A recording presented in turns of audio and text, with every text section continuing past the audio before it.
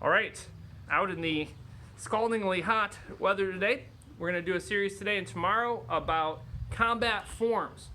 The idea is to take your forms and kind of de-stylize them and make the movements as wherever possible kind of more combat realistic.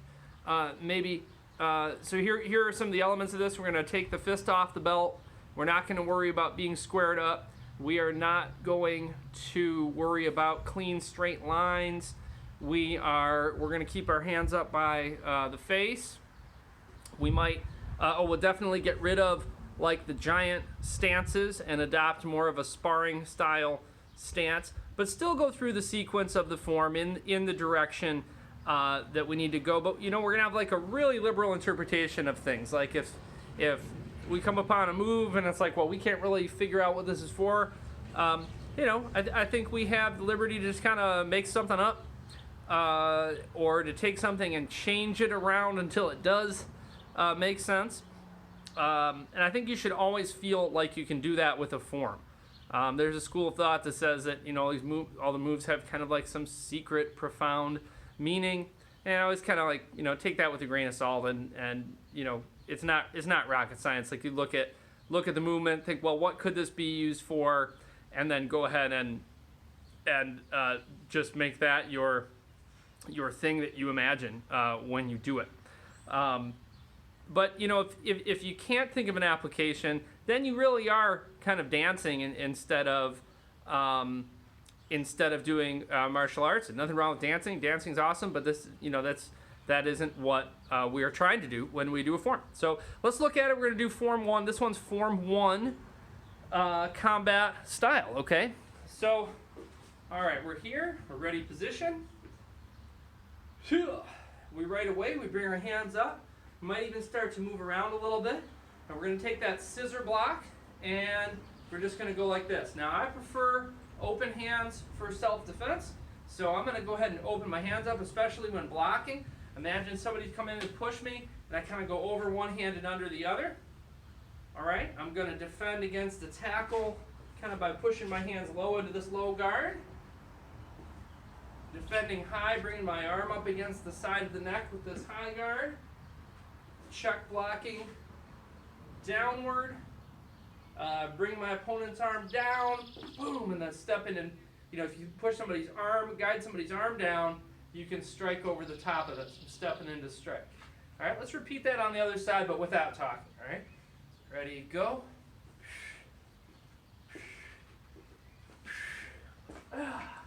Notice hands up, not getting set so much in stances, but just keeping knees soft, moving more naturally. All right, down the middle. Here, gonna keep my guard up, move forward. Here, and spear. So spear to the belly, like, is that a self-defense thing? I wouldn't use the spear hand in self-defense, particularly like low like that. I always feel like there's something else to that story. I don't know what the original intention was, but I'm just going to go ahead and make that like a palm strike. Like I'm pushing your arm down, bam, coming up like under your chin. So that's what I mean about a liberal interpretation of it, right? So, bam, here, all right, coming around, middle block, couple punches. Now with this technique here, what I'm going to picture is that I'm grabbing somebody and kneeing them, right? So I just punch a couple times, I grab this opponent, bam, I knee, I kick back this way, boom, I throw my elbow, bam, and then kind of getting my guard back up, got the opponent coming around behind, I'm blocking, bam, bam, kneeing this guy, kicking this guy, bam, landing my elbow, get my guard back up. All right, I'm going down the middle, scissoring, guard, and then punch. Make sure you get in the habit of punching.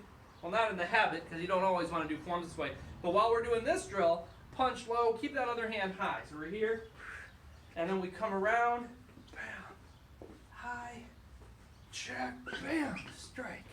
All right, low, high, check, bam, and strike over. All right, cool. So that's kind of an interesting thing, right? Like you're you're less worried about pacing and lines and big stances, and you're more concerned about like keeping your guard up and having like a nice flow. In our forms, we intentionally don't flow. We strike and freeze, and we pop, we lock out, we freeze.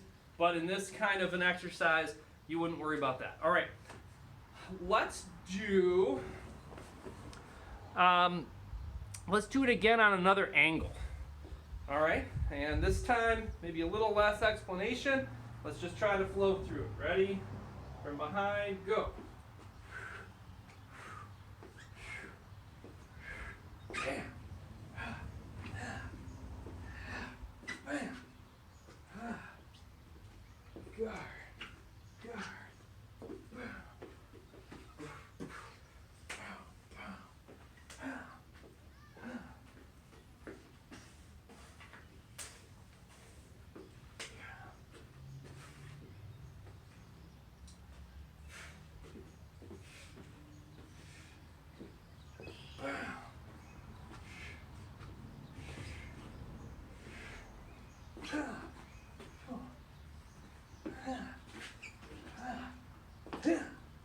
One of the things you could also kind of modify if you were doing this in a combative way is I think you could take those body punches and maybe bring them up to the head.